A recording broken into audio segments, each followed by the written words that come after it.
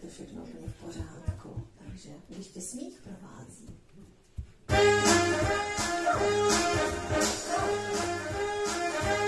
Když tě smích provází, v radostech, v nesnází, tak buď rád, přece víš, je to lék. Tak všechny rány zhojí, to přece za to stojí. Smíchem žít, smích je lék. Stačí jít ráno ven, pozdravit hezký den, a pak dál všechno půjde ti líp.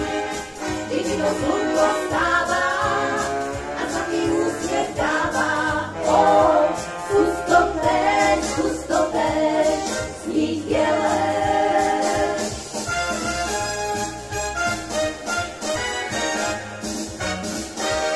Rozkvetlých jabloní, sladký dech zabolí, kdo by zvládl